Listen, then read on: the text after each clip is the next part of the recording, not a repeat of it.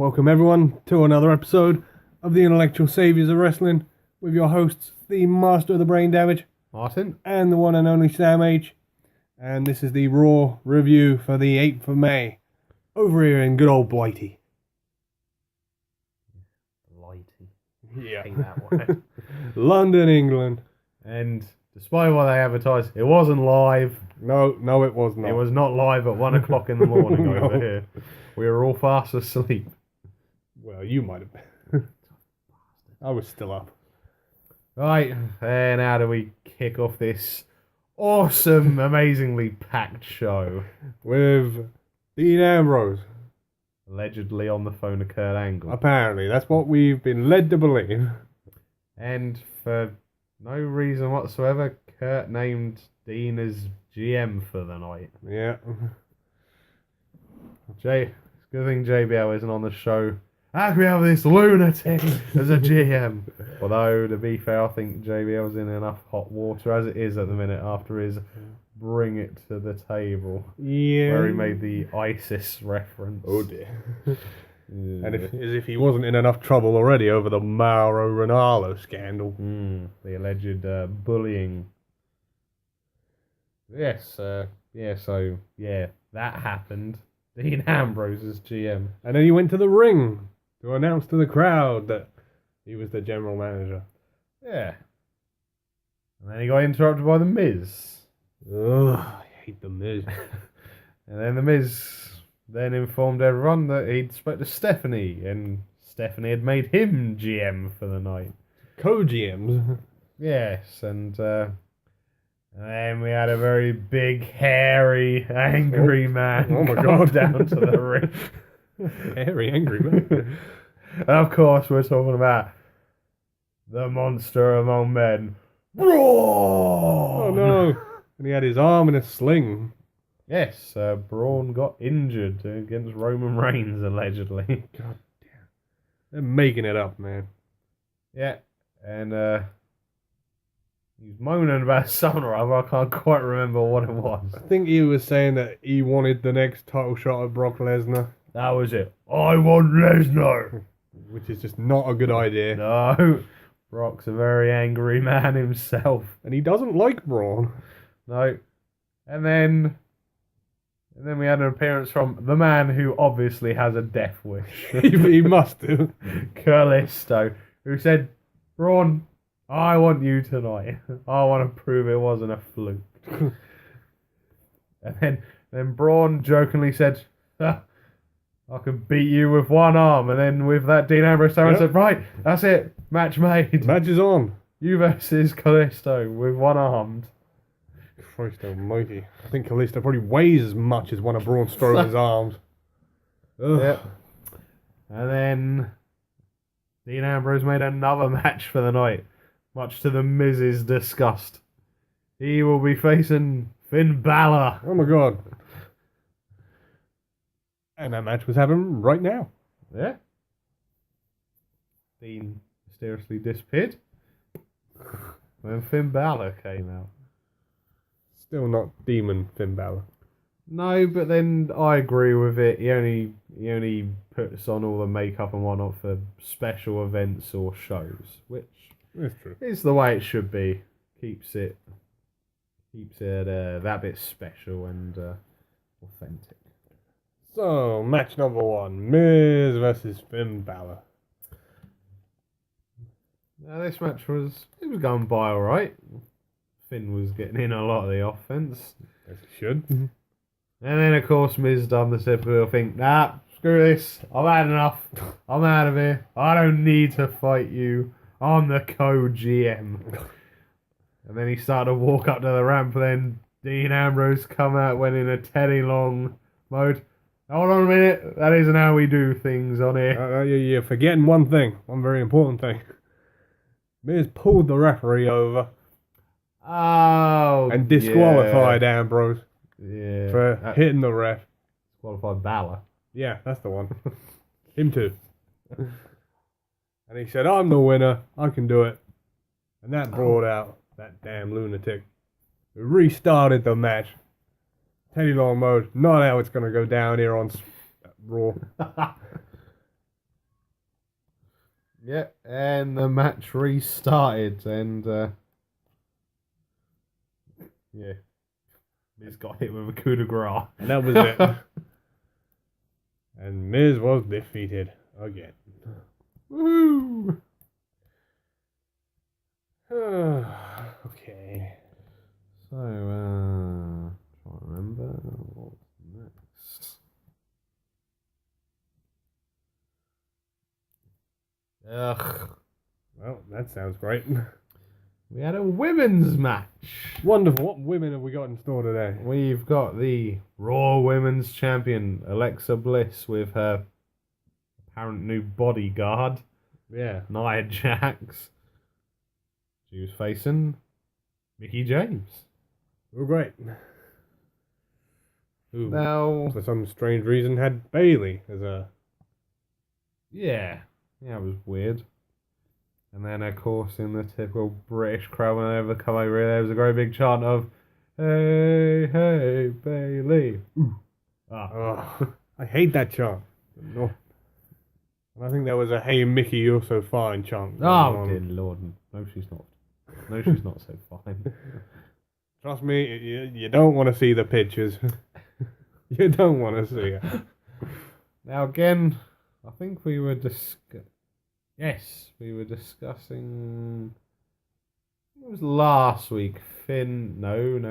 It was the Maharaja, Oh. Jinder, and Sami Zayn. Yeah.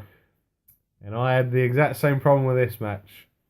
Considering Alexa Bliss is the champion, Mickie James got a hell of a lot of offense in this match. More than she should have. Yeah. But ultimately, and thankfully, Alexa Bliss picked up the victory in this match. Yeah. And then there was a bit of fisticuffs in the ring, and she quickly ran Yeah.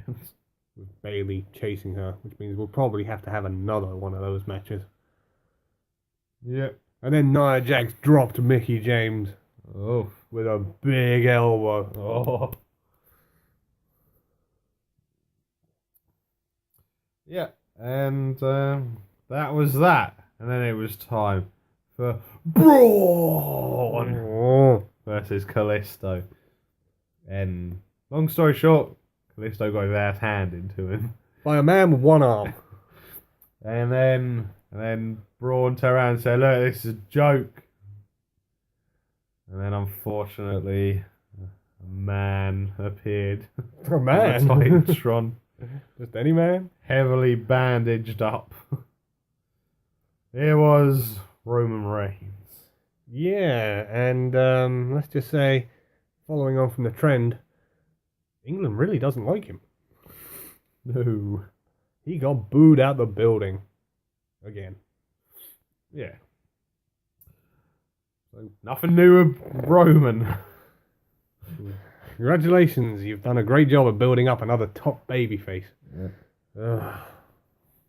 So, yeah, long story short, they had a little bit of a fight in the ring, and Braun ran away. Yeah. Doesn't make a lot of sense, but No. there you go. Whatever. Uh, Next. we have to. Yes, we have to. It's our obligation. It is our obligation for you as a people. We sit through this crap so you don't have to. Right. We had tag team turmoil Oh. to determine who would be the new number one contenders for the delightful Raw tag team titles. That's clever. I like the way you did that. And the first people in the ring. Were unfortunately Guinness and Bar fights Yeah. and Enzo Amore and Big Cass. Oh, yeah. Enzo was heavily favoured in this one. Yes, and fortunately they didn't last too long. They got the double team beat down on a Big Cass and then submitted Enzo to whatever they fancied. Yeah, Enzo tapped out to the sharpshooter.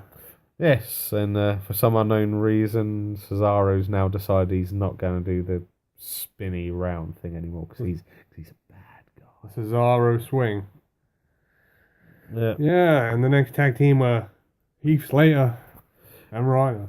Beauty and the Man Beast, former SmackDown Tag Champs. Now, what I found funny during this, Heath came out and they were chanting, "Heath's got kids," and Cesaro gave him looked like a low blow, and the chant changed to "No more kids, no more kids." They lasted even less than Enzo and Cass. The jar of mayonnaise with Mohawk hit a brogue kick on Heath Slater. And that was it. And then it was time for the club to make their appearance. The Good Brothers for life. Yeah. Yes. This went so-so. Yeah. Didn't really think these two teams really matched up all that well. No, but then I've already said about I'm not a fan of Cesaro and Sheamus, shall we say? Yeah, as tag teams wise, it just hasn't worked. No. But unfortunately for Luke Gallows, he ended up eating the big boot of Sheamus. Yeah.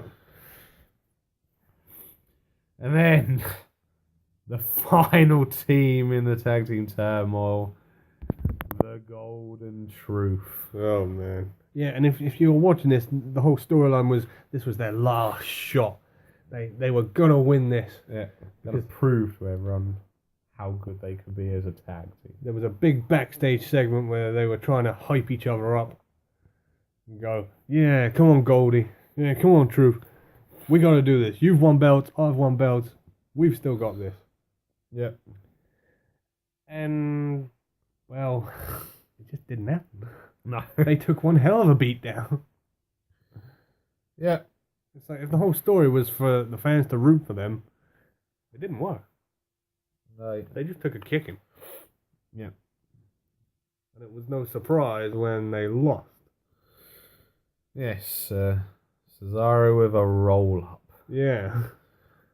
So it means, unfortunately, we get to see again the Hardy Boys versus Guinness and Bar fights. And the Hardys were here. They were. And do you know what I was more shocked to see? Jeff was there. Yeah. Because for all of you that don't know, and you don't know, where have you been the last 10 years or so? Obviously, Jeff's had a history with recreational substances, shall we say. And for a number of years, he's been denied entry into the country whenever WWE or TNA have come over it. Yeah. So it was much to my shock that Jeff was actually there. Maybe he's been clean for a few years now, and Yeah, they just thought, screw it. they let him in. So they gave him a bit of a stare down. And yet again, another appalling appearance from Matt trying to stay out of character. It was even more delete chance. It's a popular thing over here. Yeah, it really is. So, and then we're moving on to our next match. Which was a rematch from Payback. Uh-oh. Samoa Joe, Seth frickin' Rollins. Yeah, they were fighting in the back. Yeah, don't you worry. Finlay and Jamie Noble Boy were there to break it up. I'm glad they still have jobs. Yeah. Yeah, so this got turned into a match. And I was thoroughly enjoying this match until the end. Yeah, same here. I mean, it seemed like it went a bit longer than the Payback one. Yeah, possibly. It did go on for a while. But yeah, it's the same problem I have with the ending. Yeah. Samoa Joe had removed the padding from the turnbuckle. And He drove Seth Rollins head into the exposed metal. I'm the ref. You're disqualified, Joe. He warned him. He said, "You do it, I'll disqualify you." And he did it.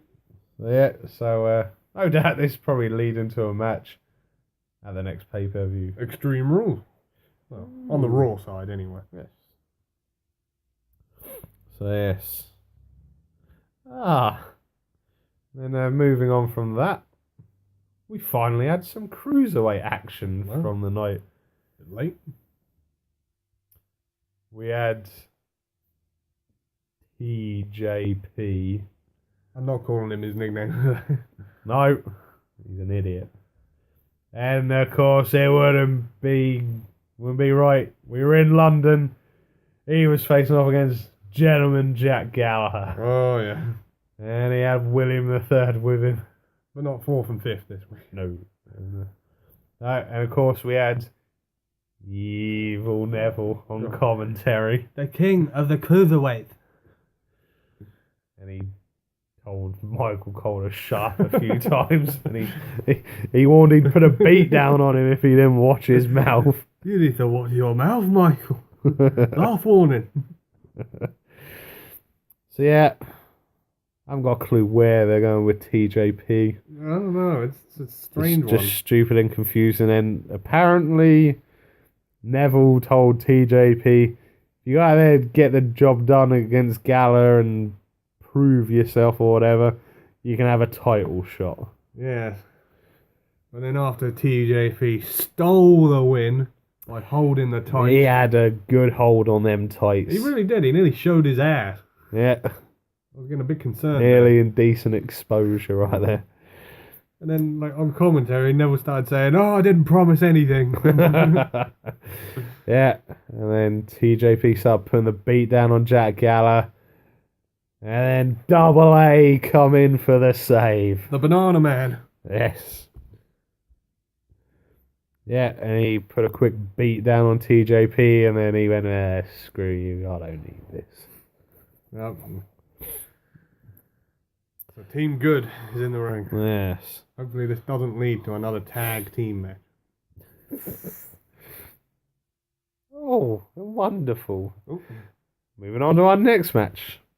Sasha Banks was in action oh God. against Alicia Oh, Fox. Bloody hell. Now, I gotta be honest here. I think Alicia Fox is probably the worst female wrestler I've seen in the last decade. I will argue that point with you only for one wrestler on wrestler only. Eva Marie. But we can argue the point that Eva Marie just hasn't been around that often. Where Alicia Fox maybe. just constantly hangs around like a bad smell. Yeah. So you won't be shocked to know Sasha Banks won this. And this match sucked. Yes, it was not great by any point of view. But tell me, audience, tell me this. Has Alicia Fox ever had a good match? Probably not a singles match. No. You'd be hard pressed to find one, let me tell you. Yeah. And then before we move on, we had a segment earlier in the night where The Miz went into Dean Ambrose's office. Yeah. Was disgusted he didn't have an office of his own. So in his anger, he made a match for Dean Ambrose for the night. He'd be facing the Eater of Worlds, Oh my God. Bray Wyatt. And that match happening right now. Awesome. So yeah. Where do we start with this one? Well, it was different, I suppose. But the problem was with Miz being on commentary, you knew it was only a matter of time before he interfered. This is the problem you have, yep. And he did. Yep. Ruined the match. How the ref couldn't see what he was doing, I don't know. No. I mean, pretty sure Maurice got banned from ringside at one point. Yeah, she did. Oh no, no, that was in the Miz's match. Oh, she yeah, got banned yeah. from ringside. Yeah. So yeah, how Miz hit Dean Ambrose in the back with the Intercontinental title. Yeah. Yeah, and then he got back in the ring and got hit with his sister Abigail. 1, 2, 3. It was just one of those matches where you knew the interference. Hell, I pretty much called the ending of that match while it was going on. Yeah. It didn't surprise me. Here we are. And so ends a fairly poor showing. We are in 2017 and The Miz is still here. For God's sake. Do I need to remind you that WrestleMania 27 was 6 years ago? Jeez. And he's never been anywhere close to the WWE title ever since then. Yeah. But there you go. Whatever. That'll do it for Raw. Okay, from your hosts, the Master of the Brain Damage, Martin. and the one and only Sam H. We'll see you again on the next one. Adios.